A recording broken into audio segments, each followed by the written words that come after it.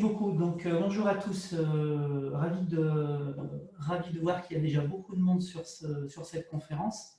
Donc, nous allons vous présenter une étude réalisée sur les 200 femmes africaines les plus influentes sur Twitter. Cette étude a été réalisée avec Women in Africa et nous avons la joie d'accueillir aussi Moussoukoro Diop. Donc, je vais laisser Senabou présenter rapidement Women in Africa, puis ensuite Moussoukoro se présentera. Merci beaucoup Philippe et merci Cédric pour nous avoir associés à cette étude et bonjour Moussoukoro sur ce WIA Talk dédié justement aux femmes les plus influentes sur Twitter. Alors, Women in Africa, je suis Seynabou Thiam, désolée, je suis Seynabou Thiam, la responsable du projet WIA 54 au sein de Women in Africa. Alors, je vous parlerai de WIA 54 un peu plus tard dans cette présentation, au cours de cette présentation. Mais tout d'abord, je vais vous dire en quelques lignes ce que nous faisons à Women in Africa. Donc, nous sommes la principale plateforme internationale qui est dédiée au développement économique et qui soutient les femmes africaines chefs d'entreprise et les femmes entrepreneurs. Alors, nous croyons fortement à Women in Africa que les femmes, ces femmes chefs d'entreprise et entrepreneurs sont des actrices, des agents d'action et de changement aussi, et ont un énorme impact sur l'économie et sont surtout la chance en fait de notre continent, le futur de ce continent africain.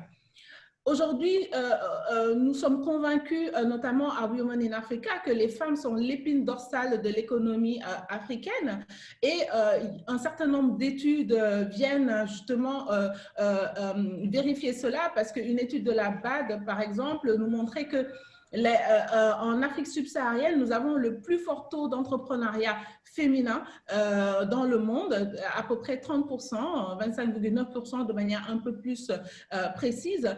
Et aussi, l'autre raison pour laquelle nous pensons que les femmes chefs d'entreprise et entrepreneurs sont le futur de l'Afrique, c'est que ces femmes réinvestissent généralement jusqu'à 90% de leurs revenus dans leur famille, dans leur communauté, en termes d'éducation, de santé, de nutrition, contre 40% pour les hommes. Cela signifie bien sûr qu'investir dans les entreprises de femmes peut transformer nos sociétés africaines. Alors, comment nous faisons ça? Nous faisons ça avec, autour de différentes, une stratégie tournée autour de la formation, de la mise en réseau et de la communication. Nous organisons un certain nombre d'actions qui soutiennent les femmes pour tout ce qui est développement de compétences, aussi bien des événements physiques que des événements digitaux. Nous faisons en sorte aussi que les femmes se rassemblent entre leaders africaines, aussi bien au niveau du continent qu'au niveau international, pour construire une Afrique innovante et inclusive. Et surtout, une grosse communication pour valoriser, montrer ce qui se fait de mieux autour de la femme et des femmes chefs d'entreprise en Afrique. Alors, nos actions, nos principales actions se déclinent autour de programmes. J'ai parlé tout à l'heure de WIA 54 dont je suis le manager, mais je vous en parlerai un peu plus loin. Mais un autre de nos programmes phares, c'est le WIA Mentoring qui accompagne des cohortes de talents africains. L'autre programme aussi dont on est très très fiers, c'est WIA Young Leaders, un programme visant à identifier et soutenir les jeunes leaders du continent. Alors, nous avons aussi un programme WIA Code, qui est un programme qui œuvre à doter la prochaine génération de compétences numériques. Et aussi, nous organisons un certain nombre de masterclass. J'ai parlé de formation précédemment pour toujours renforcer les compétences de ces femmes en Afrique. Et bien sûr, beaucoup d'événements de mise en réseau. C'est vraiment l'ADN de Women in Africa qui veut que les femmes se mettent ensemble pour développer le leadership de l'entrepreneuriat et du business féminin en Afrique. Et pour finir, nous avons bien sûr une belle plateforme de recherche qui nous permet aujourd'hui de recueillir un certain nombre de données et de publier des enquêtes annuelles, et notamment dans le cadre de WIA 54 autour de l'entrepreneuriat, nous publions une étude chaque année et évidemment une belle communication sur laquelle en fait nous valorisons ces profils de femmes entrepreneurs avec des programmes télévisés dans nos réseaux sociaux et bien sûr sur beaucoup de contenus innovants tout au long de l'année. Donc, voilà ce que nous faisons à Women in Africa et nous sommes extrêmement fiers d'être associés aujourd'hui à la publication de cette étude sur l'influence féminine sur Twitter. Merci beaucoup. Ok. Moussoukouro, dites quelques mots sur vous. Merci beaucoup, Cédric. Bonjour à tout le monde. Philippe, désolé. Bonjour à tout le monde, Cédric, Philippe, Seynabou et l'audience. Nous sommes très ravis de vous voir nous rejoindre cette belle discussion. Quand on parle de femmes et de numérique, je ne suis jamais loin parce que c'est une passion. Donc, je suis très contente. Seynabou a dit énormément de choses, surtout les chiffres, c'est très important. Il y a de belles choses qui sont en train de se réaliser, mais il y a énormément de choses à faire encore. Et avec l'aide de tout le monde, aussi bien hommes que femmes, nous y arrivons. Comme on le dit très souvent en Afrique, les femmes sont en train de mener ce qu'on va appeler la révolution numérique en Afrique. Elles se battent. Moi, je suis ingénieure en informatique, passionnée de digital. Je suis entrée dans le monde du digital par hasard et je n'en suis pas encore sortie et j'espère ne jamais en sortir parce que justement, ceci a énormément changé ma voie. Je suis passée d'ingénieur en informatique derrière les machines à développer, à maintenant être dans le digital, apprendre tous les jours. Le digital est passionnant parce que tous les jours, il y a quelque chose de nouveau. On ne s'arrête jamais. Quand on est paresseux, on ne peut pas faire du digital parce que ça va tellement vite qu'on ne dort pas beaucoup. Je pense qu'on est toutes et tous pareils. On dort très peu, mais c'est justement cette passion qui nous guide. En ce moment, je suis basée à Washington, mais j'ai le plaisir de faire le live depuis Dakar, mon pays où je suis en vacances. Et c'était une très belle occasion justement pour reconnecter avec les belles communautés comme celle de Seynabou et d'autres communautés justement pour parler de comment les femmes peuvent gagner en influence sur Twitter, particulièrement les femmes.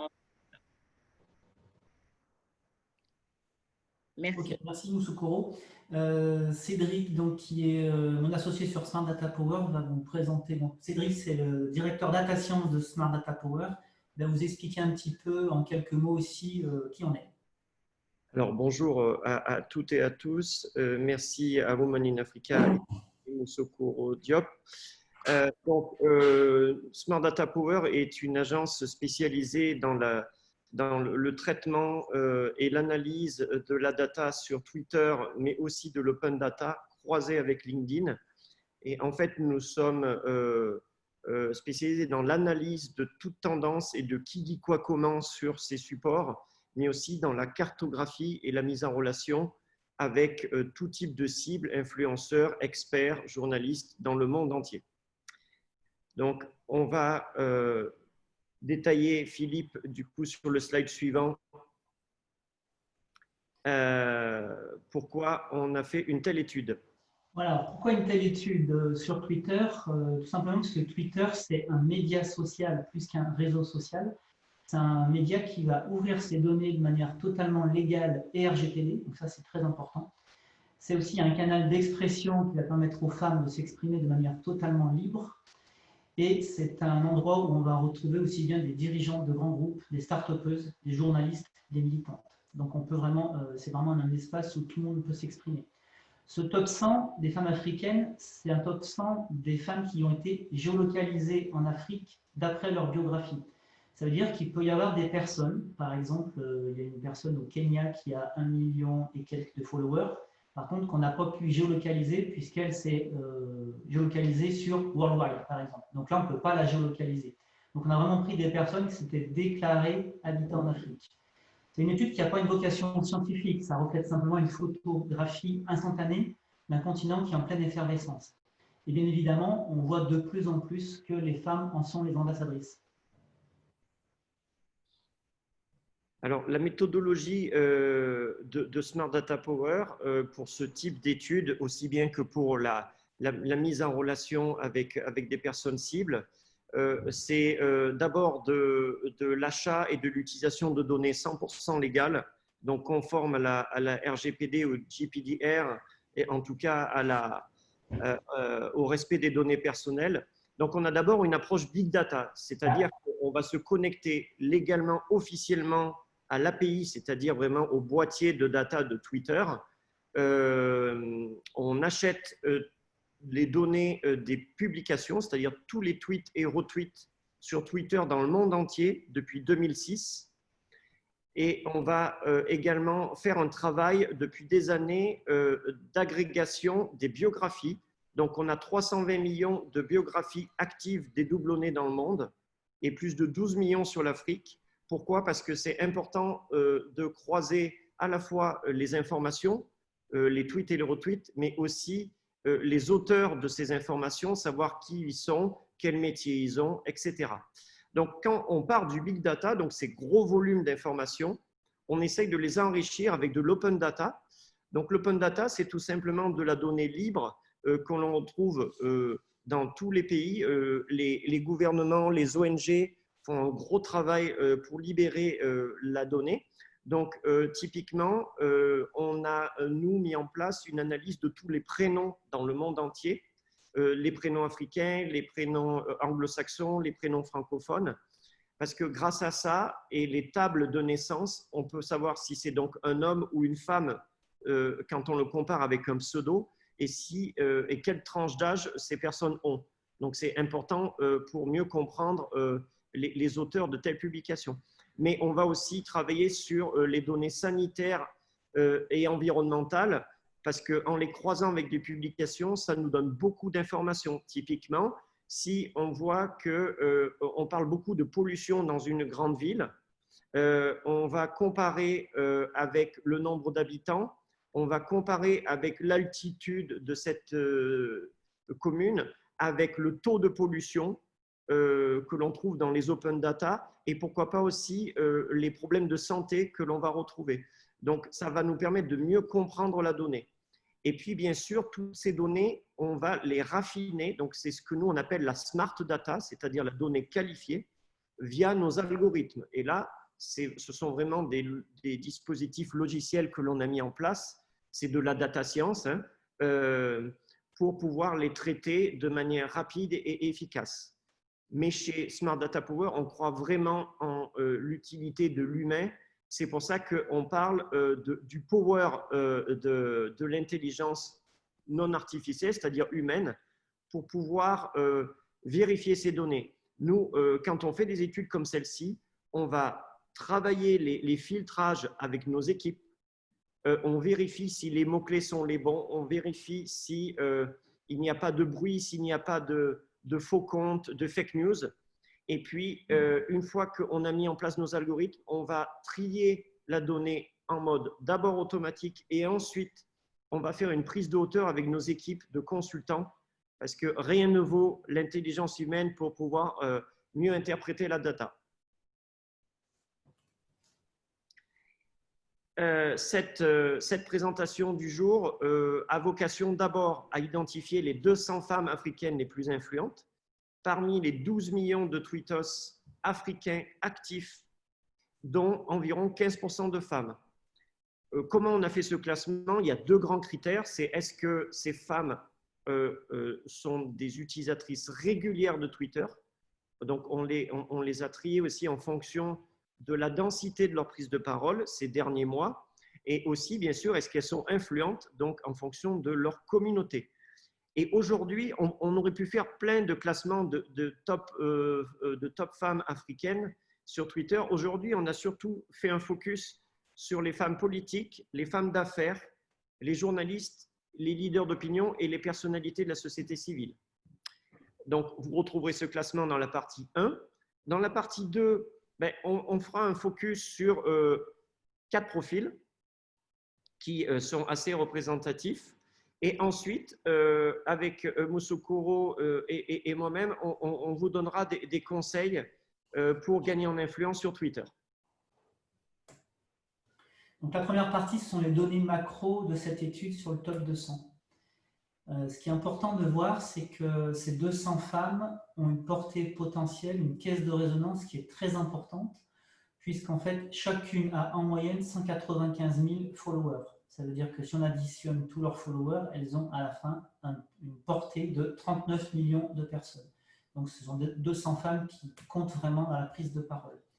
Ce qui est intéressant aussi de voir, c'est qu'elles ont une présence forte sur Twitter depuis une dizaine d'années. Vous voyez que le chiffre en rouge, 137, ça veut dire qu'il y a 137 de ces 200 femmes qui ont un compte Twitter déjà depuis 10 ans, c'est-à-dire 69%. C'est vraiment important. Ça veut dire que ce n'est pas forcément des femmes qui ont construit leur communauté très très récemment, mais elles ont vraiment acquis des followers patiemment depuis plusieurs années. Et là-dessus, je rajouterai, c'est très flatteur pour les femmes africaines, c'est qu'elles sont vraiment en avance de phase sur Twitter. Elles n'ont vraiment pas à rougir par rapport, notamment, je pense, aux États-Unis qui ont lancé Twitter. 2009, c'est très pionnier. Donc, bravo à vous toutes. Ensuite, on a donc travaillé déjà par nationalité, c'est-à-dire de voir quel pays était représenté dans ce top 200. Donc, il y a 24 pays qui sont représentés. Donc, vous avez des codes couleurs. Le bleu, ce sont les pays qui ont plus de 20 représentantes. Le rouge, entre 10 et 19, etc. Donc, on se rend compte qu'il y a 4 pays qui sont surreprésentés, qui ont plus de 20 personnes, de 20 femmes. Ce sont l'Afrique du Sud, le Kenya, le Nigeria et l'Égypte. Il y a 142 femmes du top 200 qui sont originaires de ces 4 pays. Donc vraiment, ces 4 pays vont quand même truster les places sur Twitter. Après, on allait un petit peu plus loin et on a essayé de croiser avec d'autres indicateurs. Alors, ces indicateurs, notamment à gauche, on a pris le PNB, donc le produit national brut par habitant. On se rend compte que nous avons encore nos 4 pays, alors même si le Kenya est un petit peu en dessous, mais nous avons toujours l'Égypte, le Nigeria, l'Afrique du Sud. L'Algérie rentre dans ce classement et après, il y a des pays comme le Maroc notamment ou l'Éthiopie qui rentrent dans ce classement aussi. On a aussi fait un 3e classement qui était par nombre d'habitants. Donc là, les pays les plus peuplés en Afrique, on va retrouver finalement nos pays, alors pas le Kenya cette fois-ci, et on va rajouter notamment le Congo. Moussoukoro, vous intervenez si vous avez des remarques ou commentaires par rapport à tout ça.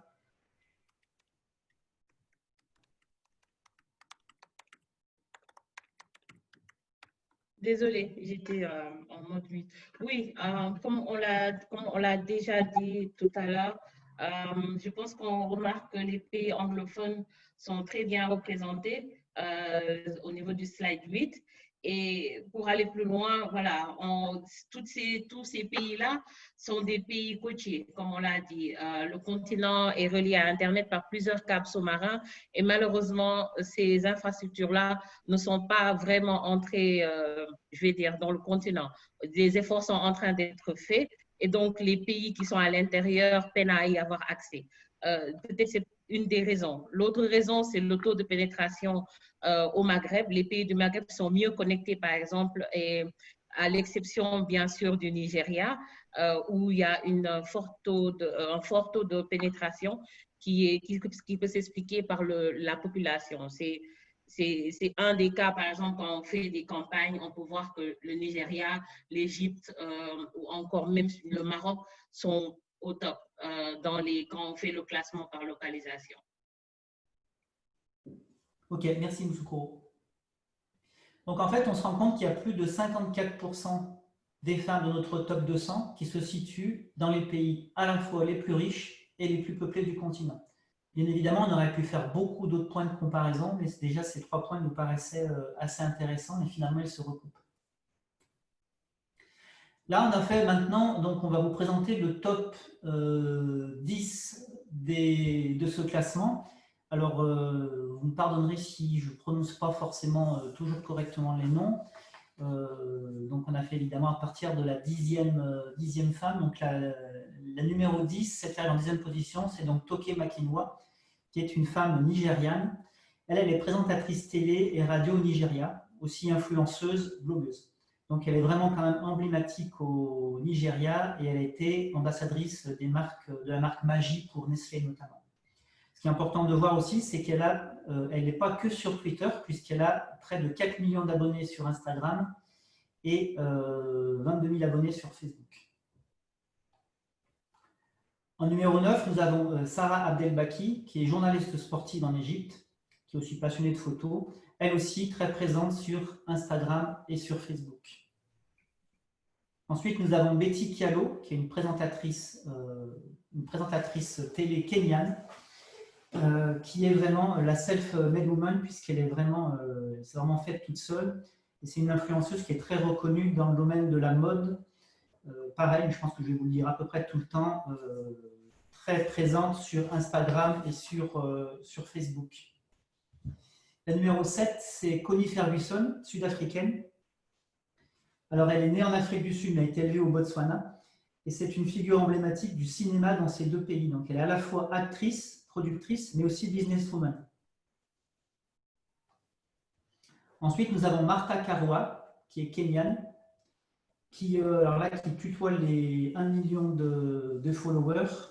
C'est une femme politique, puisque ça a été la ministre de la Justice entre 2005 et 2009, puis candidate à l'élection présidentielle en 2013, mais elle est aussi juriste. Rita Dominique, qui est nigériane, qui est une actrice célèbre du cinéma nollywoodien. Le nollywoodien, c'est l'équivalent de Hollywood au Nigeria. Elle a été récompensée à de multiples reprises. Pareil que les autres, elle est présente sur Instagram et sur Facebook. Sur Instagram, elle a quand même 7 millions d'abonnés. Boutaïna Kamel, qui est égyptienne, qui a été candidate à l'élection présidentielle en Égypte en 2012 et qui milite depuis longtemps pour le renforcement de la démocratie dans son pays. Elle est aussi journaliste radio et télévision. Donc vous voyez, à chaque fois, ces femmes ont souvent plusieurs casquettes. Et ensuite, donc, sur le podium, nous allons retrouver Tanko Dike, qui est nigériane, qui est actrice, compositeur, mais aussi humanitaire au Nigeria et qui a fondé en 2000 la Tanko Dike Foundation, notamment pour travailler sur la direction des femmes et des enfants défavorisés. Pareil, très très présente sur Insta et sur Facebook. Nous avons ensuite donc professeur Thuli Madonsela, qui est sud-africaine, qui est une femme politique sud-africaine qui a eu notamment un poste de médiatrice de la République de 2009 à 2016, qui est aussi avocate. C'est intéressant de voir qu'elle a participé à la rédaction de la Constitution d'Afrique du Sud qui a été promulguée par Nelson Mandela. Et en revanche, elle n'est pas présente sur d'autres réseaux sociaux. C'est un peu la seule. Et enfin, la femme donc, la plus influente sur Twitter en Afrique, c'est donc Linda Ikeji, nigériane, qui est surtout connue pour son blog notamment de divertissement, mais elle est aussi ancien modèle, entrepreneuse, auteure. Alors elle est pareil très active sur Instagram et sur Facebook. Donc on voit quand même que déjà la première remarque, c'est que ces 10 femmes sont issues des 4 pays qu'on a cités avant, les 4 gros pays, et la plupart du temps, elles ont toutes plusieurs activités. Un commentaire, Moussokoro, sur ces 10 femmes? Oui, je suis encore très impressionnée par tout ce qu'elles ont accompli en ligne. Et justement, quand on sait, comme on vient de le dire, comment c'est difficile de s'imposer en ligne quand on est une femme, parce que traditionnellement, comme on dit, on a toujours cette éducation qu'il faut parler bas quand on est une femme, il ne faut pas toujours se mettre en avant. Mais ceci a vraiment changé et pour ma part, c'est grâce au numérique. Les personnes qui me connaissaient avant disent que je suis passée d'une timide à une personne extravertie, mais c'est grâce aux réseaux sociaux. Et je suis très impressionnée par surtout Linda, que je suis de très près. Et ça va être drôle, mais je la suis particulièrement sur Instagram. Elle est inspirante et elle fait de très belles choses là-bas. Son fil sur Twitter est comme un fil d'infos. Donc, elle est plus personnelle, je veux dire, elle est plus intime sur Instagram où elle partage un peu plus sur sa vie et comment inspirer les femmes quand elle a eu son bébé, tout. Moi, je suivais tout et je n'étais pas la seule. on peut voir les commentaires, il y a une belle interaction, surtout sur Instagram. Donc, elles sont très présentes sur Twitter, mais elles n'oublient pas les autres plateformes. Et c'est important de noter cela parce que beaucoup de femmes aussi, peut-être ont encore peur et ne comprennent pas trop Twitter. Elles sont concentrées sur une plateforme, ça peut être LinkedIn ou Twitter ou Facebook, mais elles oublient les autres plateformes. Donc, c'est le moment justement d'encourager tout le monde à être actif sur toutes les plateformes si on veut vraiment avoir une belle présence digitale. Ok, merci. Ensuite, ce qu'on a fait, donc, on a essayé de faire un focus sur chacun de ces 4 pays, donc Nigeria, Afrique du Sud, Kenya, Égypte. Donc, si on prend l'Afrique du Sud, il y a 58 personnes sud-africaines qui sont dans le top 200. Alors, on va les passer, on ne va pas les détailler toutes. Hein. Là, on a plutôt travaillé par grande famille. L'idée était surtout de dire qu'il y a 22 personnes qui sont journalistes ou présentatrices. Donc, on vous a mis des exemples à chaque fois. 21 qui sont femmes d'affaires, 10 femmes politiques, 3 leaders d'opinion militantes et 2 avocates. Donc, on va retrouver un petit peu sur les autres pays à peu près les mêmes catégories. Au Kenya, il y a 37 personnes de ce top 200. Les plus représentées sont les journalistes et les présentatrices, puis les femmes d'affaires. Il faut noter qu'il y a aussi 2 médecins dans ce top 200. Le Nigeria, autant de femmes d'affaires que de présentatrices. Et là, à peu près, voilà, on retrouve à peu près toujours les mêmes catégories de personnes. Et enfin, l'Égypte, où il y a à peu près pareil, toujours les mêmes. À noter qu'ici, il n'y a pas de femmes politiques. Peut-être, Moussoukoro, vous pouvez rajouter quelque chose à ce niveau-là? Oui, effectivement. Comme on a pu le voir, je pense que cette montée en puissance des femmes, ça peut s'expliquer par plusieurs raisons. Je ne vis pas en Égypte, mais tout le monde a suivi de très près ce qui s'est passé dans la région avec le printemps arabe et aussi culturellement, comme on l'a dit, beaucoup de femmes leaders d'opinion et militantes sont mal vues dans certains pays, particulièrement là-bas. Elles se battent beaucoup pour faire entendre leurs paroles, mais je pense qu'il y a eu énormément d'évolutions sur ce plan-là. Et ça peut expliquer peut-être le pourquoi. Moi, j'admire beaucoup leur ministre de la coopération que je suis sur Instagram, particulièrement. On travaille beaucoup avec elle dans le cadre de mon travail chez AFC. Elle est très focus sur la jeunesse, donc elle est en train de monter en puissance aussi bien sur Twitter que sur Instagram. Je pense qu'au début, peut-être avec toutes ces restrictions, on sait qu'il y a beaucoup de censure qui se passait dans ce pays. Je pense que là, ils ont compris qu'ils ont vraiment besoin des jeunes et comment avoir les jeunes, c'est vraiment être là où ils sont présents. C'est pour cela qu'ils ont investi en masse les réseaux sociaux pour interagir avec ces jeunes-là. Et il suffit de regarder comment les gens commentent, par exemple, les posts de ce ministre-là. Vous verrez que voilà, il y a une vraie interaction et une vraie complicité qui est en train de naître entre les dirigeants et la population. Merci. Là, ce qu'on a essayé de faire après, c'est de se dire, OK, finalement, il y a beaucoup d'anglophones dans ce top 200. On fait une conférence en français, on a une intervenante francophone, donc on a quand même essayé de voir s'il y avait effectivement des francophones dans ce top 200. Alors, il y en a, puisqu'il y a 16 femmes francophones, donc c'est finalement peu nombreux. Sur ce top 200, dont 5 qui sont au Cameroun, 3 en Côte d'Ivoire, et puis ensuite Congo-Brazzaville, Tunisie, Sénégal. Là aussi, je pense que Moussoukoro, vous avez peut-être un éclairage à nous donner sur ce point. Oui, c'est pas du tout surprenant. Hein. Et c'est en général la même chose, le même constat quand il s'agit d'une campagne sur les médias sociaux. Je pense qu'au début, comme on l'a dit, Twitter, les réseaux sociaux sont nés sur le continent américain, c'est normal. Au début, les conversations et tout ce qui se passait, c'était en anglais. Et il y a aussi cette culture-là, cette culture du traitement de l'information qui était vraiment une très belle opportunité pour tout le monde dans les pays anglophones. Et comme on le sait, les pays africains, justement, qui ont une relation avec ces pays-là, suivent de très près tout ce qui s'y passe.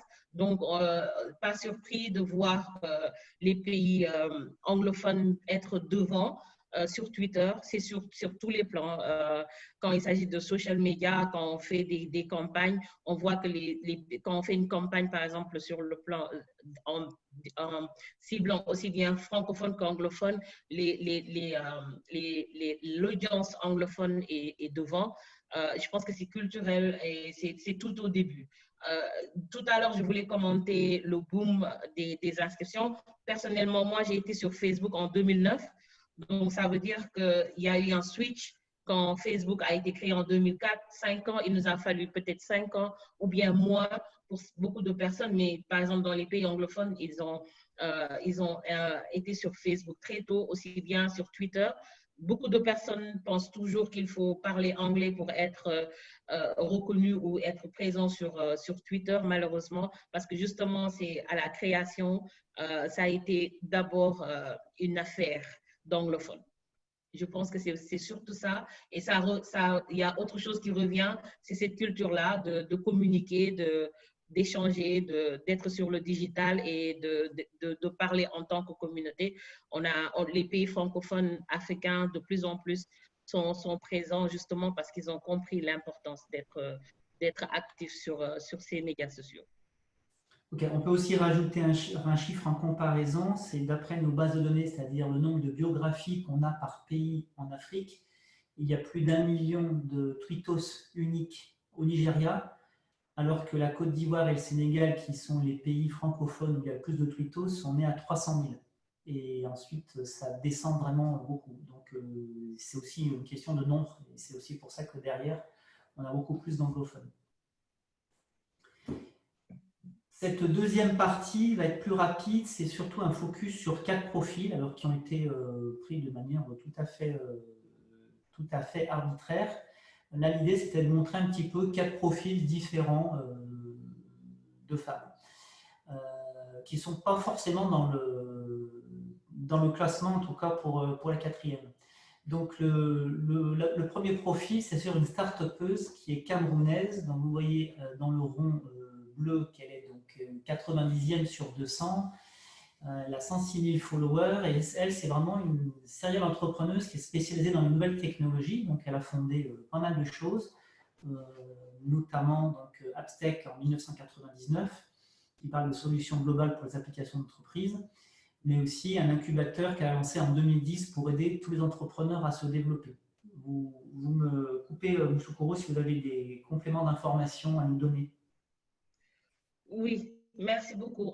Rebecca est une grande sœur à nous toutes sur les réseaux sociaux. Elle mène beaucoup de combats, des fois avec beaucoup de caractère, parce que quand il s'agit de défendre certaines idées, c'est pas assez simple de juste venir avec son avis et débattre.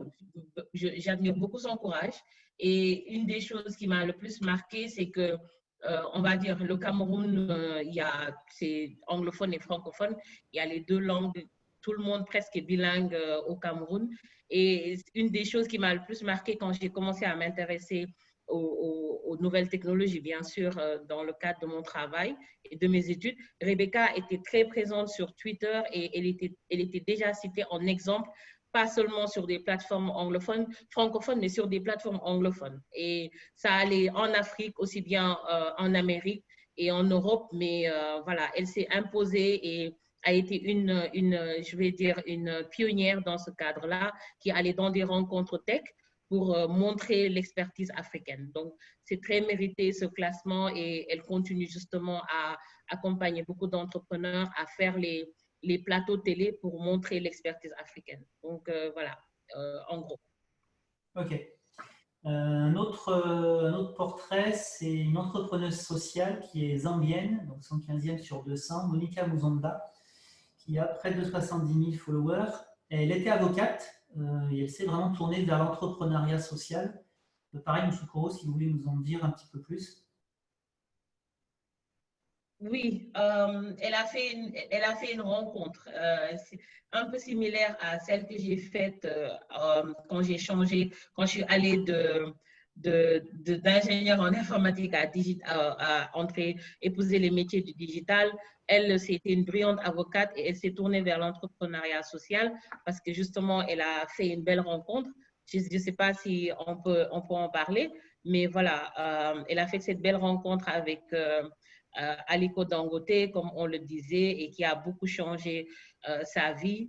Tout le monde sait à quel point Aliko Dangote est vraiment un philanthrope qui soutient beaucoup les jeunes et qui croit énormément à l'expertise locale. OK. Troisième portrait, c'est une femme d'affaires kenyane, Gina Dean, 323 000 followers. Elle, c'est vraiment une businesswoman spécialisée dans la communication corporate et qui a donc fondé en 1997 donc une entreprise pour accompagner justement les entreprises, les gouvernements, les ONG dans leur communication. Musukuro, si vous avez des choses à rajouter, peut-être pas forcément. Oui. Au Kenya, il y a beaucoup de femmes très brillantes, exceptionnelles, qui font de belles choses. Gina est l'une d'entre elles et elle s'est spécialisée dans la communication corporate, comme on l'a dit. Et tout le monde sait, hein, on le disait justement, on oublie très souvent que le Kenya aussi est un pays anglophone aux côtés du Nigeria avec une très forte communauté de connectés. Ils sont très connectés et ils sont très exigeants. Je sais qu'ils sont tellement exigeants que le président a désactivé son compte Twitter, par exemple. C'est pour vous dire la force de l'audience kenyane, parce que justement, ils demandaient beaucoup de choses à leurs dirigeants. Donc, Dina s'est imposée dans ce milieu-là, qui n'était pas évident, hein, parce que c'est un milieu où il fallait s'imposer et on connaît tous les difficultés qu'on peut avoir au Kenya avec ses montagnes, etc. L'Internet était quand même difficile d'accès avec le concours justement de Telcom Kenya et d'autres grandes entreprises au Kenya. Ils sont en train d'aider à faciliter l'accès à Internet dans le pays. Donc, voilà. Et aux côtés de Dina, on a Julie Gichirou, qui est aussi une femme très inspirante et très active, qui fait beaucoup de conférences et qui essaie aussi d'accompagner beaucoup de femmes dans le cadre de ses collaborations avec Mastercard Foundation. Alors, la femme que vous venez de citer juste avant, Musukuro, on ne l'a pas mise dans le classement parce qu'en fait, elle ne s'était pas géolocalisée en Afrique. Exactement, exactement. On l'a bien vérifié. Julie a plus d'1 million de followers sur Twitter, mais avec les méthodes utilisées, elle ne pouvait pas être dans le classement parce que justement, elle n'a pas indiqué qu'elle vit à Nairobi. Et enfin, la quatrième personne, c'est en fait une lauréate de Women in Africa et Seynabou va vous la présenter et surtout présenter aussi le programme WIA 54. Oui, merci beaucoup Philippe et Moussou pour ces éclairages vraiment extrêmement pertinents. Oui, alors nous avons voulu aussi mettre la lumière sur une des WIA 54, une en tout cas celle qui est la plus active sur Twitter. Il s'agit de Samantha qui est du Burundi et Samantha fait partie en fait de nos lauréates dans la catégorie industrie créative et c'est une belle coïncidence parce que on a cherché celle qui était la plus active sur Twitter et il se trouvait que c'était elle et c'est pour la première année en fait nous mettons aussi en lumière les femmes entrepreneurs dans les industries créatives et parce qu'on a estimé que c'est une catégorie qui chaque année en fait n'apparaissait pas elle n'apparaissait pas en fait dans les catégories comprimées alors quand on connaît le bouillonnement culturel et puis le pouvoir économique que cette industrie créative et culturelle a en tout cas en Afrique, pour nous c'était vraiment pertinent de revoir cette catégorisation et de rajouter les industries créatives. Donc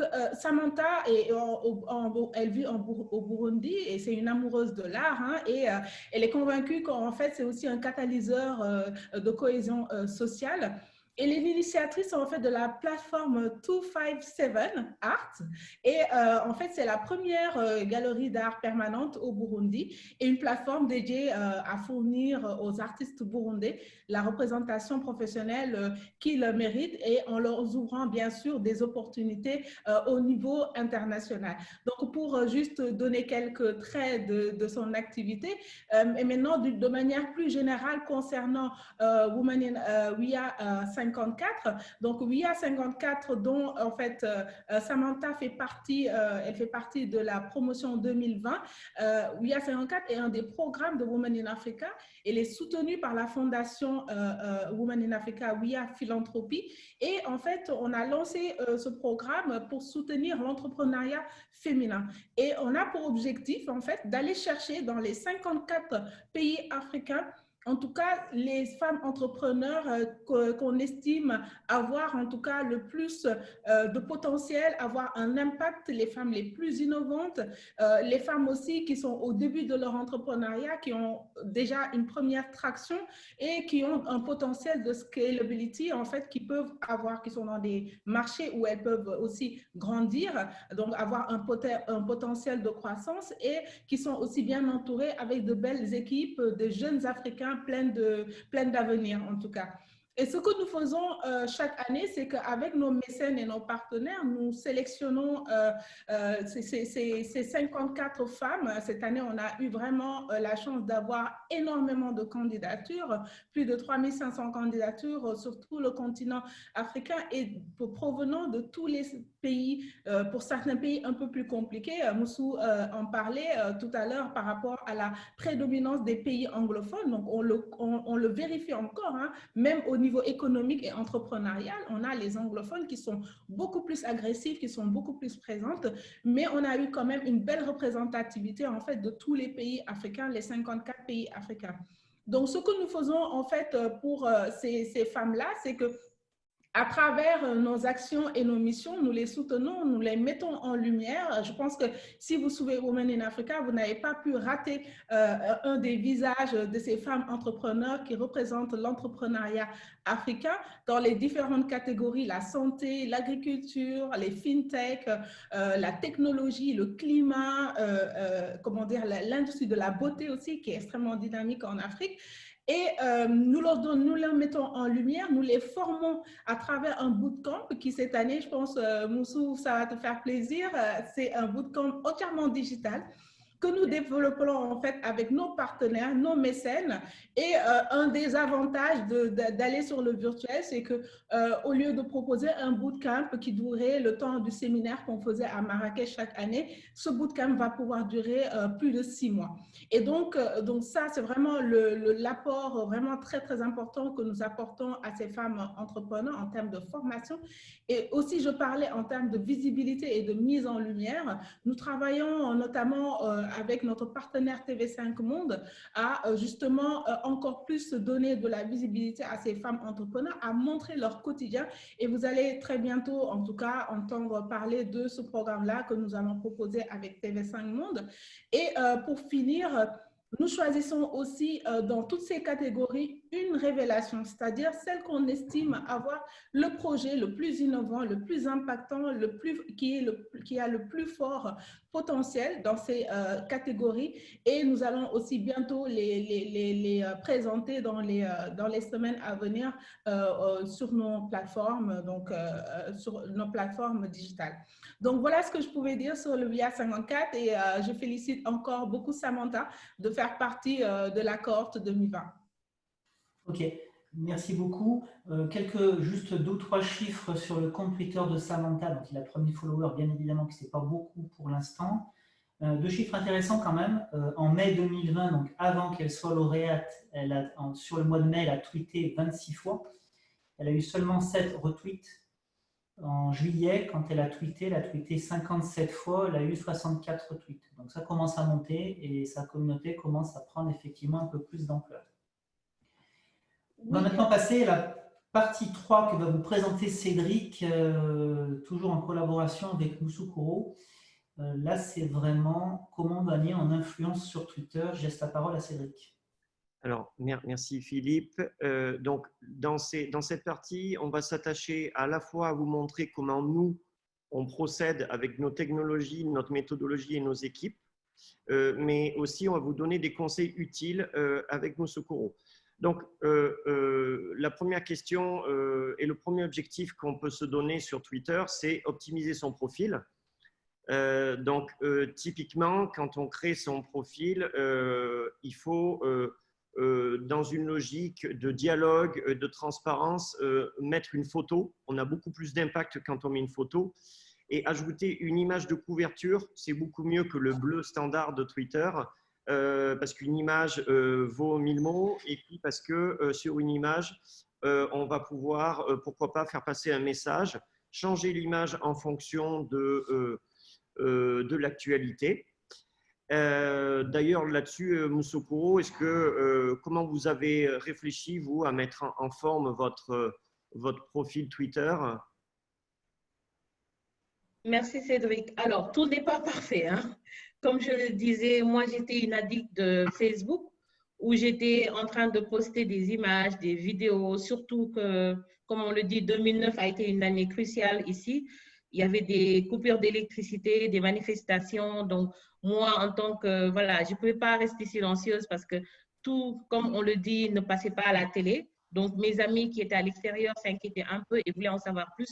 Donc, je pense que j'ai pensé que j'avais une mission. Je sortais avec mon téléphone, je prenais des photos et des vidéos et je postais sur Facebook. Donc, justement, Alassane Dem, qui a travaillé aussi avec Seynabou, m'a demandé à rejoindre son équipe. Il m'a dit, tu es en train de faire du community management. Je ne connaissais pas ce mot en 2012. Je lui ai dit, c'est quoi community management? Il me dit, tu es en train de faire du community management. J'ai entendu juste management, manager. J'ai dit, je vais être patronne enfin, je vais être boss. Donc, j'ai accepté cette proposition et on a plongé avec un gros contrat avec le deuxième opérateur télécom du Sénégal. Et c'était déjà un gros contrat géré par des jeunes, mais on était tellement passionnés qu'on avait peur de rien.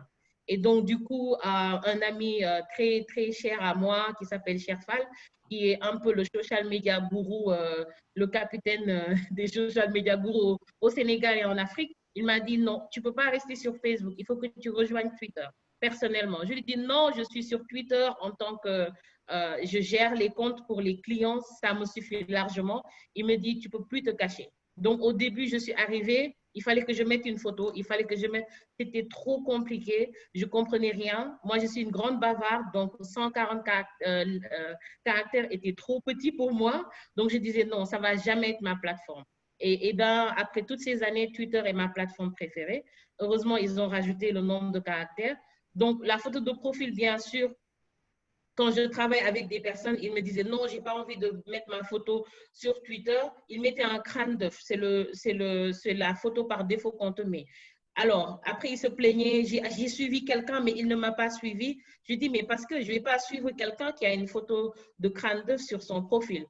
Ça a tout l'air d'être un profil de hacker ou un profil, un fake account, comme on dit, un faux compte. Donc, il faut mettre une photo qui permet aux personnes qui vous connaissent ou qui veulent vous suivre, qu'ils aient envie de vous suivre. Vous verrez que moi, j'adore sourire et j'adore voir les gens sourire. Donc, c'est pour cela, sur ma photo de profil, sur mon compte, j'ai mis une photo de couverture justement de personnes qui rient. J'adore les enfants et je trouve que voilà, quand je suis sur Twitter, je suis exactement comme ça. Je suis très contente de lire, même si des fois c'est des choses tristes, mais cette interaction et cette belle connectivité, on a brisé toutes les frontières. Hein. Il n'y a pas de frontières sur les médias sociaux. Donc pour moi, c'est une belle plateforme et je veux que les gens qui visitent mon profil, ils ressentent cette joie et cette passion. Donc, c'est important de bien renseigner, de bien choisir ces photos. Il y a encore des gens qui ont la phobie de mettre leurs vraies images sur les réseaux sociaux. Si on veut vraiment être présent sur les médias sociaux, il faudra penser à mettre au moins une photo corporate et essayer de mettre une photo bien officielle. Voilà, si elle circule ailleurs, au moins on saura que c'est une photo officielle de vous. Et je vois en effet que vous avez aussi utilisé avec astuce des hashtags. Donc, il est conseillé sur un profil d'utiliser dans sa biographie au moins 2 ou 3 hashtags, mais pas plus. Hein. N'oubliez pas que c'est surtout sur Instagram où il faut utiliser des dizaines d'hashtags. Et pour ce faire, pour utiliser les meilleurs hashtags, rien de mieux sur Twitter que d'aller dans la loupe, donc le mode recherche, de taper un hashtag auquel vous pensez qui représente votre métier, votre valeur ajoutée, votre Exactement. et de voir s'il y a des résultats. Et Oui. il ne faut pas négliger les hashtags très connus, comme là vous l'avez fait avec Kebetu, mais aussi des fois un hashtag qui veut percer une nouvelle tendance. Oui. Alors, il y a plusieurs façons de promouvoir son profil. Moi, j'ai profité du trend. Tout le monde parlait de stay home. Tout le monde parlait de coronavirus. Donc, j'ai mis sur ma bio, justement, stay home. Donc, toutes les personnes qui vont chercher ou bien qui vont utiliser ce hashtag verront mon profil. Ça va pop-up. Même si je ne les connais pas, mon profil apparaîtra sur leur fil d'actualité. Donc, c'est des moyens de faire la promotion de son profil ou bien de toucher de nouvelles audiences. On n'est pas là aussi pour, on n'est pas à la recherche de followers. Ce qu'on veut justement, c'est l'interaction. Au début, quand j'ai commencé, je tweetais et je disais, mais j'ai l'habitude de, bon, c'est pas un secret, je m'entraîne des fois devant le miroir quand j'ai des conférences ou quand j'ai des présentations. Donc, du coup, je me parle toute seule devant le miroir. J'ai dit, bon, Twitter va être une façon pour moi de transférer ces conversations-là devant le miroir. Parce qu'au début, tu as l'impression que tu te parles à toi-même. Tu postes avec l'espoir que quelqu'un va répondre, mais des fois, personne ne répond. Ne vous frustrez pas, ne dites pas que je vais quitter ce lieu. Les personnes voient toujours vos notes parce que justement, une personne peut passer et voir un de vos followers peut liker, donc ça va apparaître sur le fil d'actualité de l'audience de ce follower-là. Donc, ne vous découragez pas. Je sais que beaucoup de personnes ont tendance à être plus en sécurité sur Facebook parce qu'au moins là-bas, on connaît son audience. Là, c'est ouvert. Donc, on réfléchit bien avant de poster quelque chose parce que vos amis peuvent savoir que des fois, vous avez des idées folles que vous postez, mais sur Twitter, ce ne sont pas vos amis qui sont là-bas. Et donc, pour juste revenir à ce que je disais, j'ai utilisé Stay Home parce que justement, c'est d'actu, mais peut-être que d'ici quelques temps, il y aura quelque chose d'autre qui va être d'actu. Le Kebetu, je l'ai laissé parce que justement, j'ai mis à jour mon profil en quittant parce que justement, je me disais, je veux encore être au courant de tout ce qui se passe. Et je me suis rendu compte qu'en mettant le Kebetu, je recevais des demandes de personnes qui venaient juste d'arriver sur Twitter. Donc, Twitter montrait mon profil aux personnes qui vivaient au Sénégal et qui étaient intéressées par le hashtag Kebetu, qui a été créé par un de nos amis d'Embagé, qui est justement dans le même groupe que le Cher. Nous sommes tous membres du réseau des blogueurs du Sénégal. Et eux, ce sont les membres fondateurs. Donc, en créant ce hashtag Kebetu, qui veut dire babiller, un peu comme ce que fait les oiseaux. Donc, ce hashtag est le plus célèbre. Hein. Tout le monde l'utilise, même Jeune Afrique, toutes les grands noms dans le journalisme l'utilisent, même quand ils veulent parler du Sénégal. Donc, pour moi, c'était une occasion d'attirer encore plus l'audience sénégalaise sur mon profil. Et le constat fait, c'est que voilà, toutes les personnes qui venaient d'arriver sur Twitter me suivaient. Je prends le temps, quand j'ai quand j'ai de nouveaux followers, d'aller voir leur profil et je me rends compte qu'ils viennent juste d'arriver. Donc, c'est une façon de le faire. Comme tu l'as dit, on peut aller voir les hashtags par rapport à ce qu'on fait dans le cadre du travail. On peut être un journaliste et aller sur la bio et mettre journalisme. Beaucoup de nos hashtags célèbres, malheureusement, sont en anglais, ou heureusement, je ne sais pas. Mais juste pour uniformiser, on peut utiliser ces hashtags-là justement en anglais. Mais l'autre point, justement, c'est en mettant à jour son profil, il faut aussi personnaliser. Il ne faut pas juste mettre quelque chose. Les gens peuvent juste se promener sur Twitter et voir votre profil. Donc, c'est important de donner, de montrer son expertise. Hein. Si on ne veut pas dire où on travaille, on peut au moins donner le domaine parce que c'est ce genre de choses qui lie les personnes. Par exemple, moi, pourquoi je suis présente sur Twitter? Parce que justement, j'ai beaucoup appris en suivant des personnes qui sont dans le même domaine. Merci Moussokoro, c'est très inspirant comme témoignage. Donc, sur les hashtags, je rebondis là-dessus, sur l'utilisation des hashtags et des arrobases. Comment nous, on procède? On a la chance d'avoir développé un outil que l'on propose aux agences de communication, aussi bien qu'aux entreprises, aux gouvernements institutionnels, ONG. Et donc, en fait, nous, on va aller acheter la donnée sur Twitter, on l'agrège depuis des années et donc on va analyser et classer tous les hashtags les plus en lien avec un thème. Et on fait pareil avec les arrobases. Et on fait aussi pareil avec les emojis ou les émoticônes. Je vois que vous en avez mis sur votre profil. Donc là, on a classé tous les emojis les plus utilisés sur chaque thème depuis des années. Et on les a croisés avec l'Emojipédia. L'Emojipédia est une encyclopédie des emojis que vous pouvez trouver sur Google, hein, vous pouvez le regarder. Et tout ça pour dire que en fait, ça se construit, comme le dit Moussokoro, un profil. Et il faut bien réfléchir à ces wordings et surtout mettre les informations les plus importantes en premier. Dans une optique journalistique, finalement, on fait passer l'information la plus importante en amont. Ouais. Deuxième partie de la méthodologie, donc Philippe pourra nous montrer le deuxième slide. C'est une fois qu'on a mis à jour son profil, qu'on l'optimise, c'est connaître sa cible et sa communauté. Donc, c'est comme ça qu'on arrive à faire une communication optimale. Donc, nous, particulièrement, comment on fait? On va aller acheter les tweets et les retweets des 6 derniers mois ou des 12 derniers mois qui parlent d'un sujet, par exemple, une problématique sanitaire et sociale sur tel pays d'Afrique. Et on va analyser du coup l'évolution de ce sujet. Est-ce qu'il y a beaucoup de personnes qui en parlent? Qui sont les tweetos uniques qui en parlent? Qui sont les tweetos qui retweetent? Quels sont leurs métiers, où est-ce qu'ils sont géolocalisés, etc.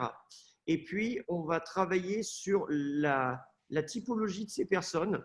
Donc, comme on a une base de données pour l'Afrique, par exemple, de 12 millions de tweetos uniques, ou dans le monde de 340 millions, on va essayer de vraiment faire un parallèle entre la typologie des auteurs des publications et les publications. Parce que, par exemple, quelqu'un peut avoir dans sa biographie le métier de je ne sais pas, par exemple, de médecin, mais tweeter que sur le foot. Donc, c'est vraiment intéressant de croiser et de cibler les bonnes personnes. Mais bon, ça, c'est notre méthodologie avec nos outils. Mais je suppose que Moussokoro a des exemples, je dirais, encore plus factuels en système D, entre guillemets. Dites-nous. Alors, je voulais juste rajouter justement sur la bio, la partie bio. En général, vous verrez beaucoup de personnes vont suivre les événements qui sont en train de trender, qui sont à la une sur leur Twitter, et ils vont prendre le hashtag de cet événement-là et vont le rajouter à leur profil.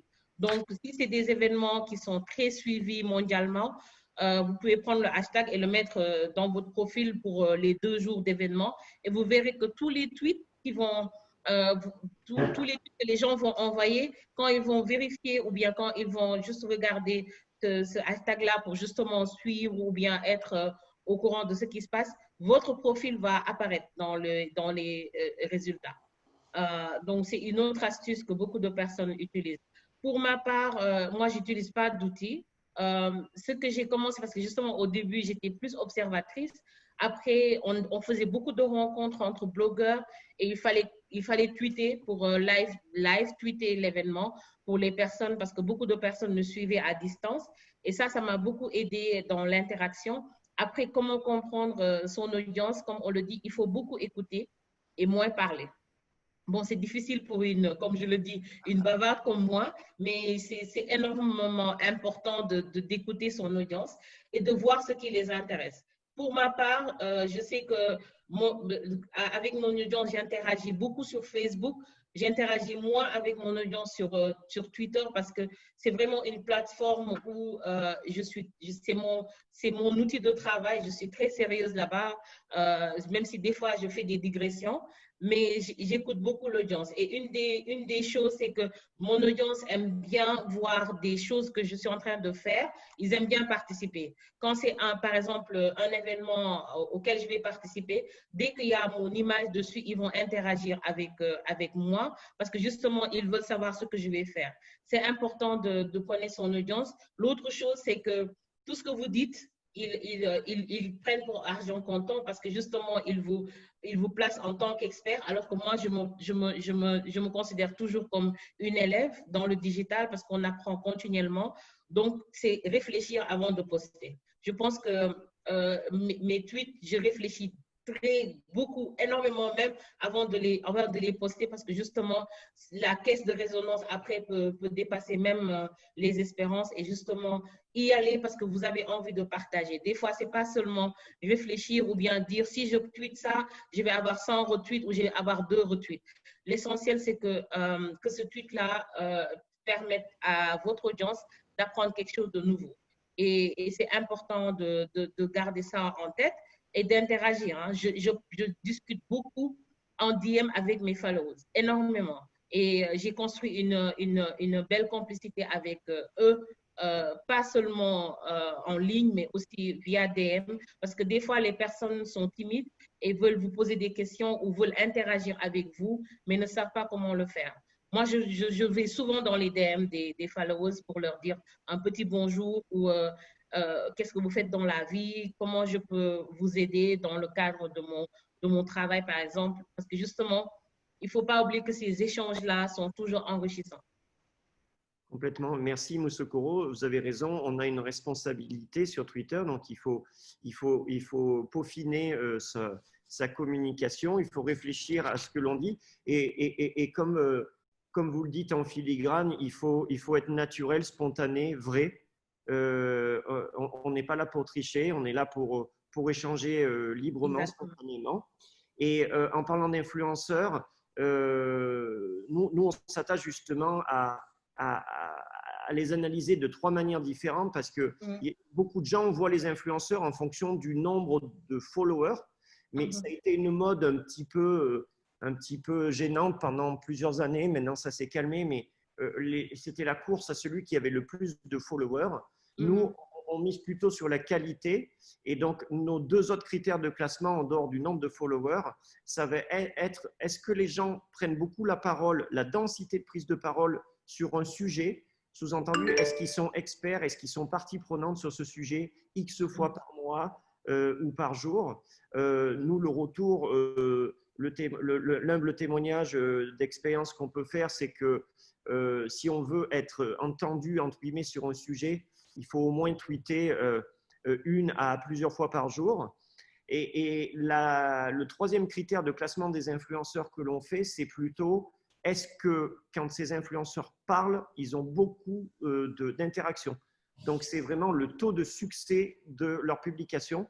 Et ça nous paraît être le classement le plus pertinent, plus que le nombre de followers. Voilà. Et tout ça, on a essayé de le prendre en compte, bien sûr, dans le classement de ces femmes influentes en Afrique. Oui, ouais. Non, je disais, je confirme.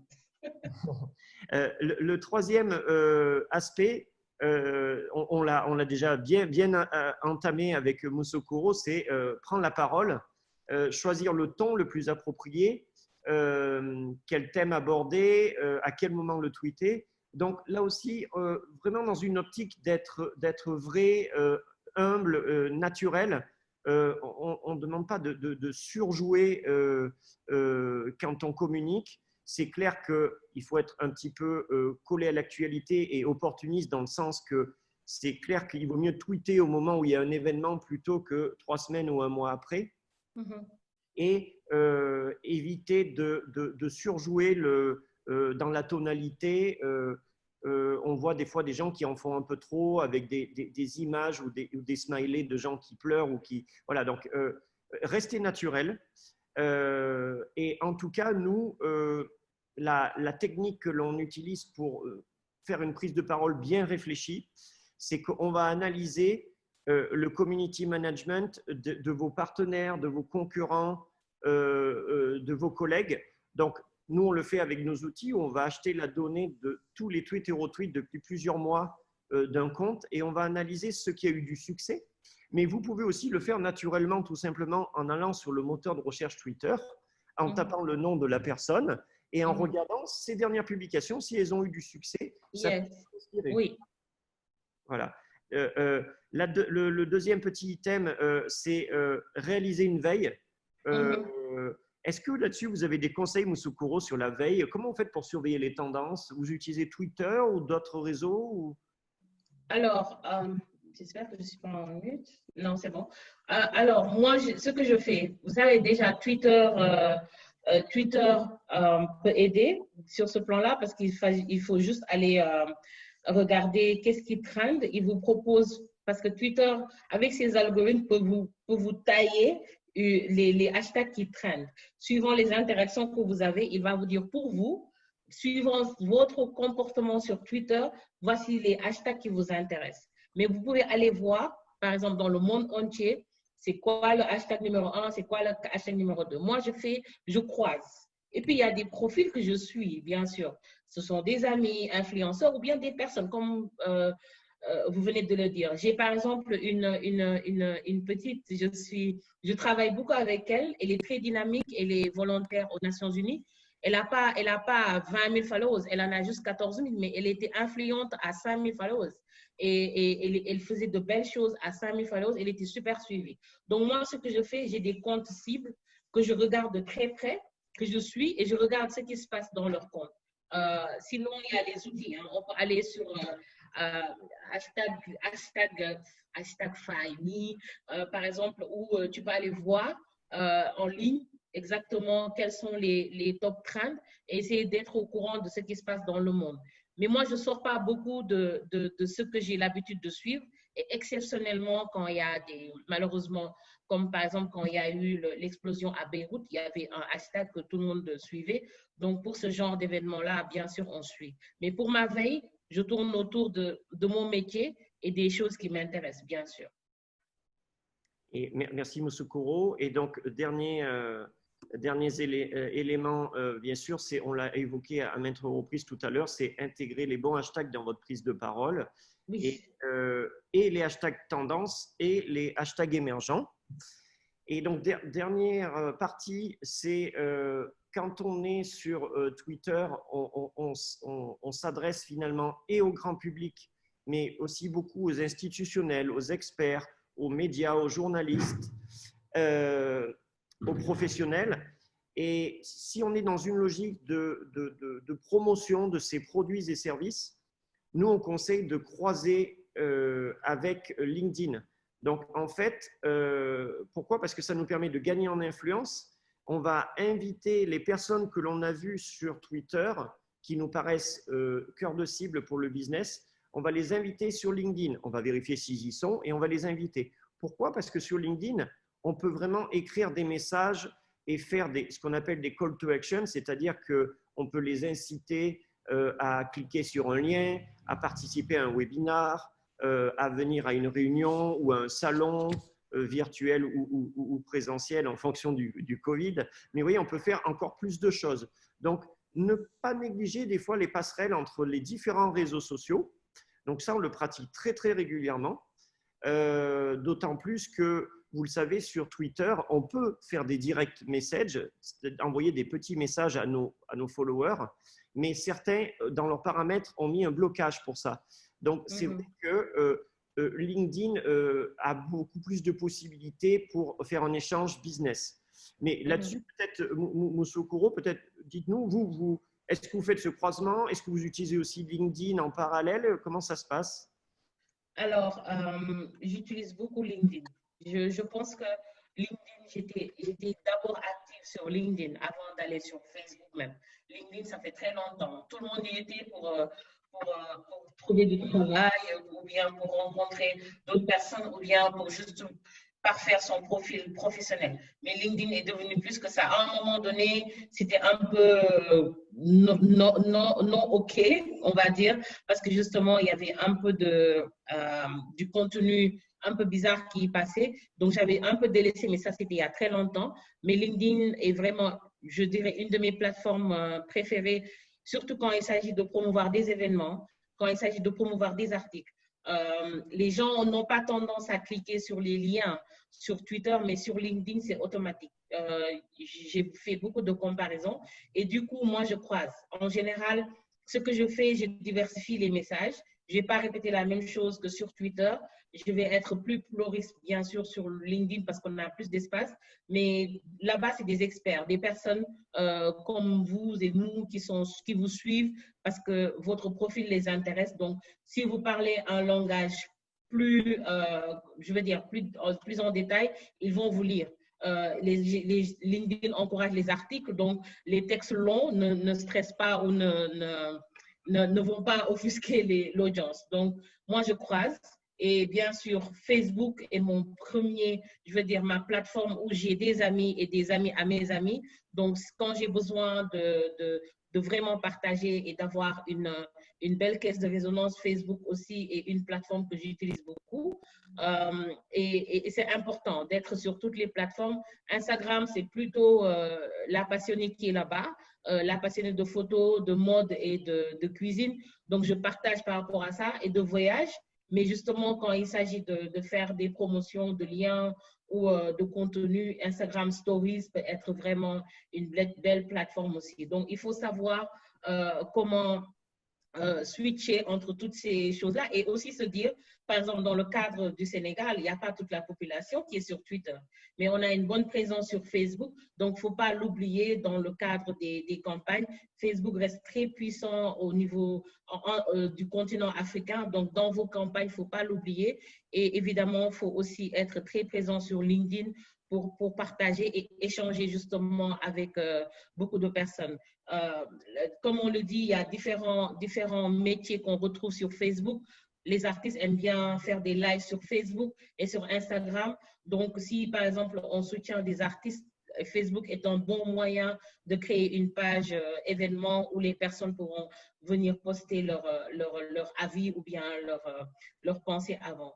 Je voulais juste rajouter quelque chose par rapport au contenu, la prise de parole. Moi, j'aime bien toujours partager sur Twitter avec des photos. Et donc, je pense qu'avec les analyses qu'on avait faites, Twitter, justement, a compris cela et a créé les cartes interactives sur Twitter où tu peux avoir la photo, mais la photo est en forme hyperlink. Il y a un lien. Quand tu cliques sur la photo, ça te renvoie. C'est un bon moyen de promouvoir des articles. Mon tweet épinglé, justement, est une carte interactive et je peux vous dire que j'ai été impressionnée par le nombre de clics. Alors que si j'avais mis un lien plus la photo, les gens allaient plus cliquer sur la photo que sur le lien. Donc, Twitter a compris cela. C'est pour cela que Twitter a juste créé ces cartes pour que les gens cliquent. Quand ils cliquent sur la photo, évidemment, ils vont ouvrir le lien quand il s'agit de promouvoir un lien. Donc, c'est important de penser au contenu, justement, contenu de qualité, des photos claires ou bien belles qui attirent, mais qui parlent à l'utilisateur avant même de lire. Les vidéos, pareil.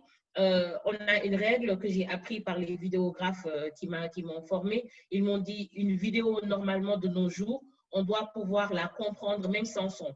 Donc, c'est pour cela que beaucoup de personnes ont tendance sur leurs vidéos à mettre un peu de texte pour que justement, on sait tous, hein, des fois, on regarde les vidéos dans les transports ou bien même en réunion.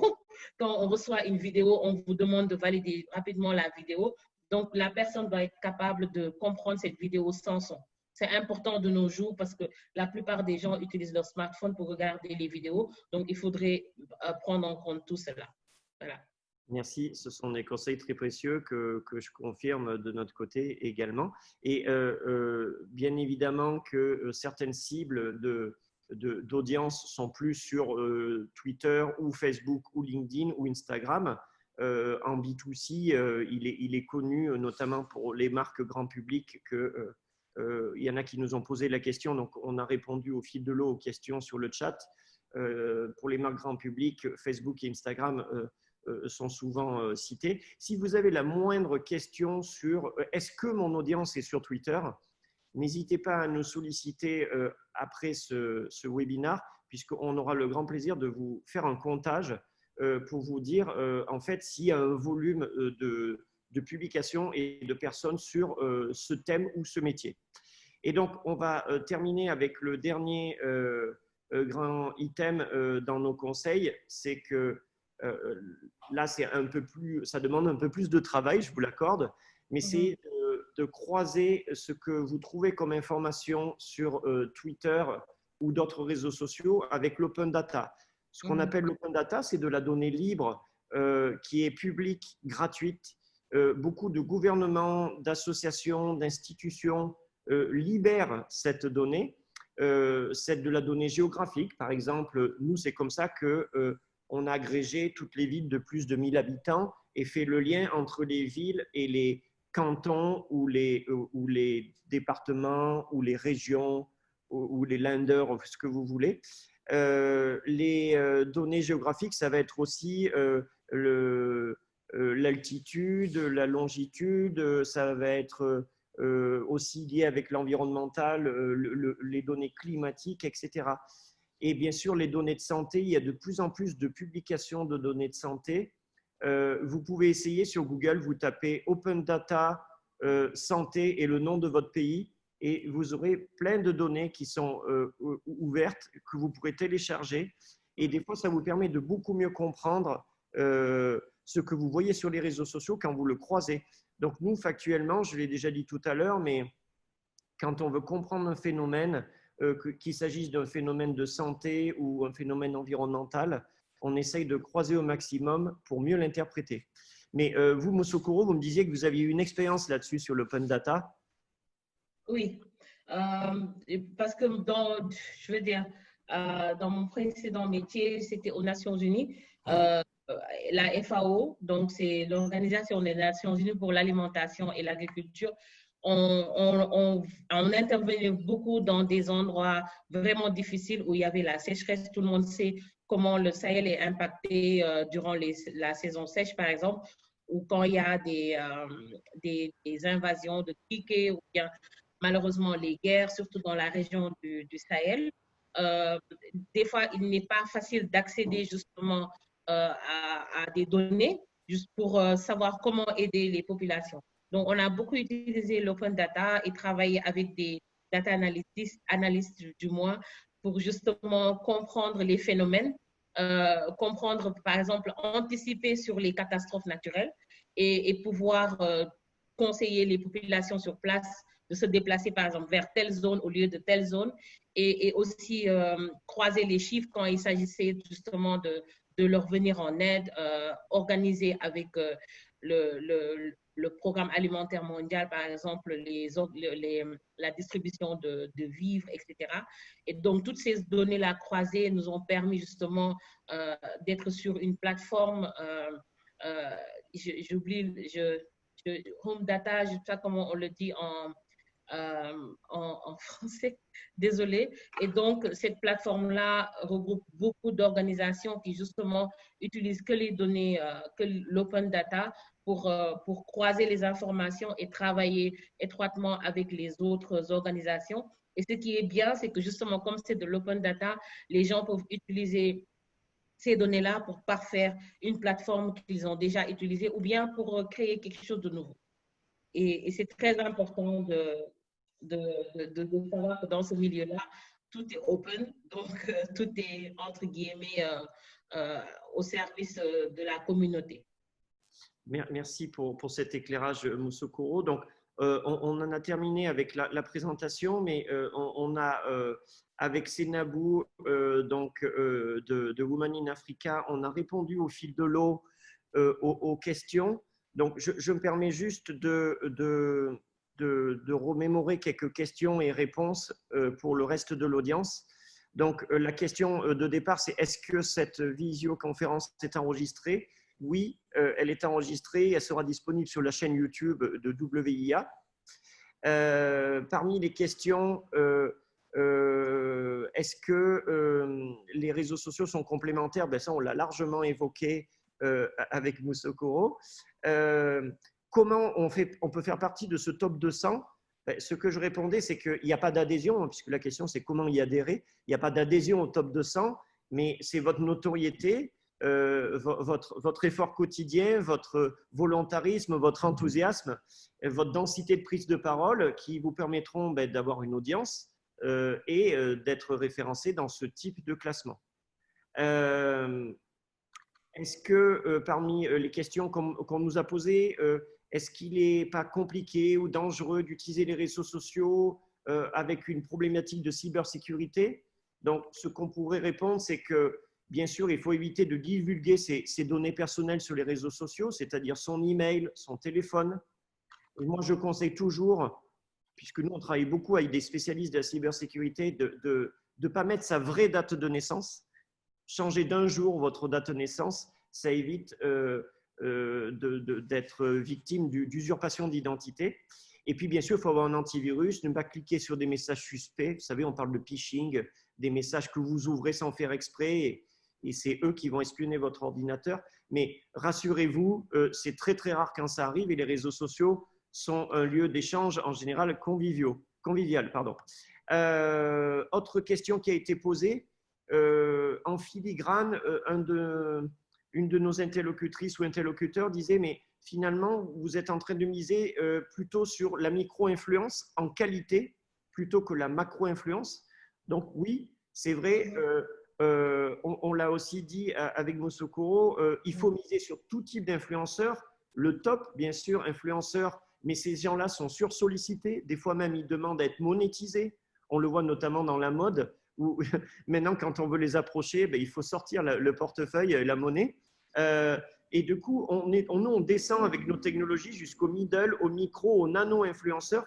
Et souvent, on s'aperçoit que monsieur et madame tout le monde, qui sont des fois juste pas très influents, mais ils sont passionnés, ils communiquent beaucoup. Et ces gens-là, il faut interagir avec eux. Il ne faut pas les snober. Tout le monde est intéressant. Et franchement, souvent, ils nous rendent l'appareil en discutant, en dialoguant avec nous. Et c'est aussi ça la magie des réseaux sociaux, c'est de rester dans une humanité bienveillante.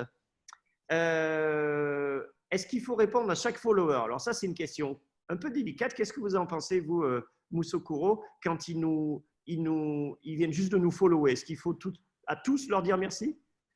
Non, pas leur dire merci. Mais je pense qu'Aïcha Dem, que je salue au passage, qui est une gourou de la culture, qui est très présente partout, qui fait la promotion de la culture au Sénégal et en Afrique, qui a justement une question. Une fois, on en a parlé, elle m'a dit, comment tu fais? Je lui ai dit, le fait qu'une personne prenne le temps d'écrire un commentaire, pour moi, c'est important de répondre à cette personne. Et c'est des fois difficile. En passant sur Facebook, on peut liker et se dire, je reviendrai répondre. C'est important de montrer qu'on écoute aussi cette audience-là. Je parlais de l'interaction. Les gens sont libres de vous suivre ou de ne pas vous suivre. Quand ils sentent que cette personne est là justement pour me donner de l'information, mais elle ne m'écoute pas, ben je la unfollow carrément et je vais voir une autre personne. Et parce qu'on peut lire et ne pas tout comprendre. Donc, on voudra peut-être discuter plus. Moi, je suis pour répondre aux commentaires, mais quand c'est vraiment compliqué, on peut aussi se dire, OK, on va répondre en masse, liker tous les commentaires ou bien voir des astuces, mais montrer à son audience qu'on est vraiment là. Et c'est important, hein? Moi, je peux vous le dire. Et on oublie souvent WhatsApp. WhatsApp aussi est devenu un vrai réseau social. Et les gens sont frustrés quand on ne répond pas, alors que des fois, on peut avoir une centaine de messages non lus, mais la personne va vous dire, mais tu me réponds quand? Donc, pour moi, c'est important de privilégier l'interaction. Et j'ai regardé sur Instagram, une célèbre personne a annoncé une bonne nouvelle. Je me suis amusée à aller regarder. Elle a répondu à tous les commentaires et c'était plus de 400 commentaires. Mais pour elle, oui, je pense que c'est important et on a un peu la même vision. Même si on ne peut pas répondre à tout le monde, créons cette interaction-là. Parce que des fois, les gens se disent, bon, je ne parle pas pour moi, pour les personnes célèbres, par exemple, elles sont difficiles d'accès, elles ne vont pas répondre, ce sont des stars, mais il faut aller un peu faire un tour.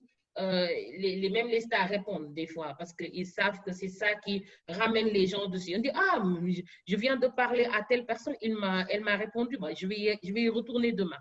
Donc, c'est ça qui maintient la vie. On est des humains, hein. C'est important aussi de ne pas oublier cet aspect humain.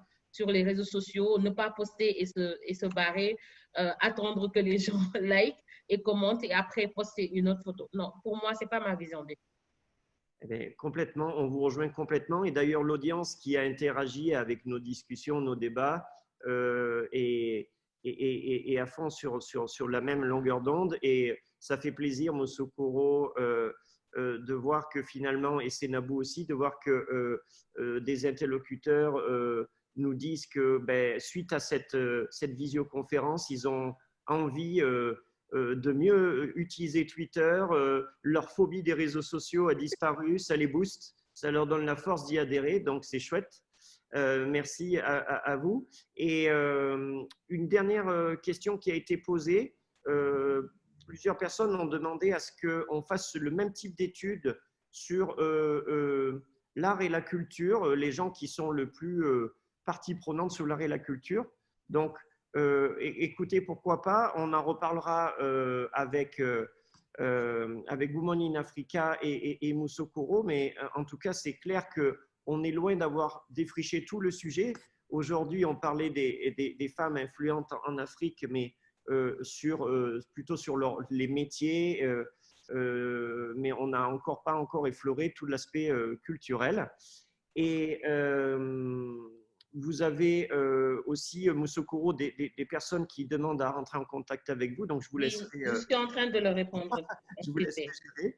Je suis en train de leur répondre en privé. Voilà. Et donc, c'est Nabou et Philippe, peut-être un mot de la fin. Allez-y, c'est Nabou. Oui, merci Cédric, merci Moussokoro énormément. Je suis jamais déçue en tout cas de t'écouter concernant ces sujets-là.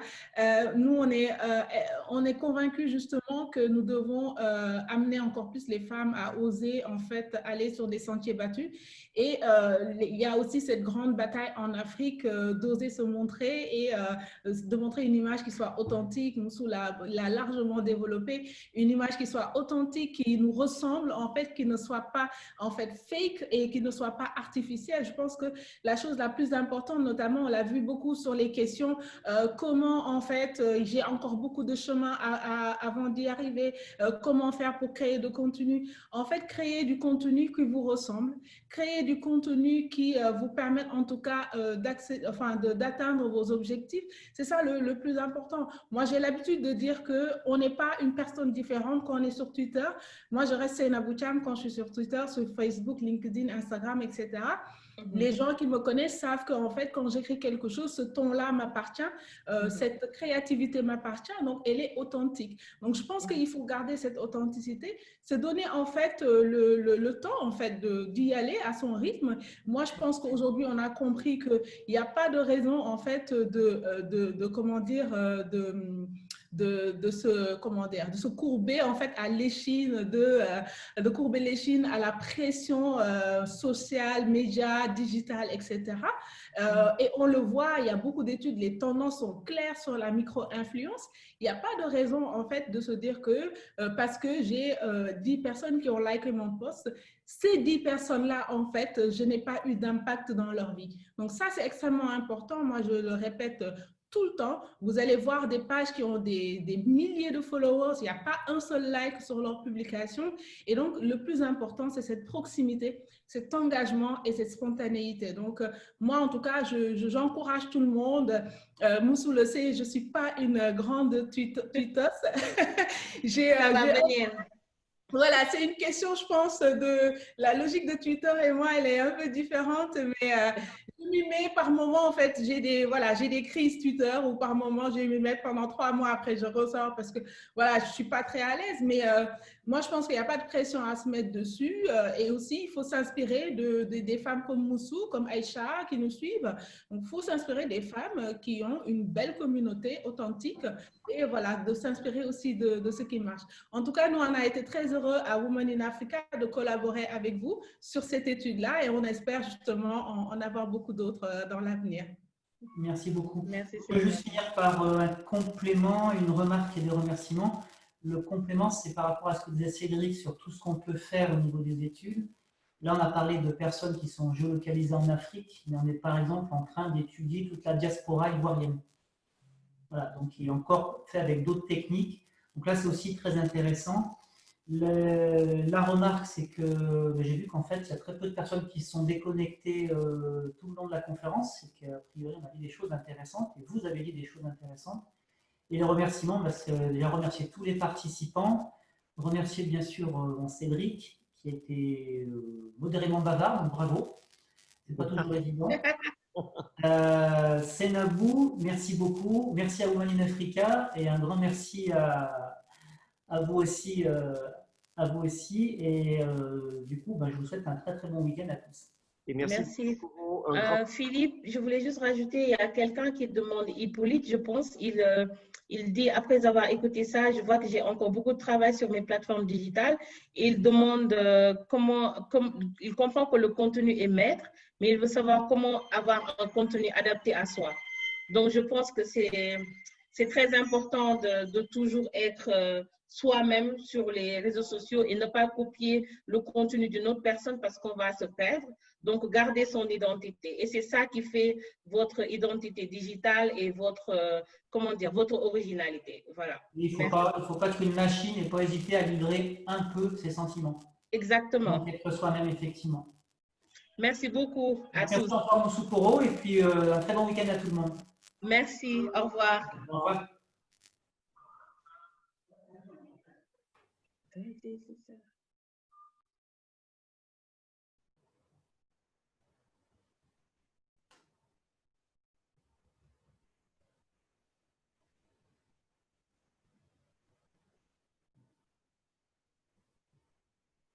Geoffrey, vous êtes là?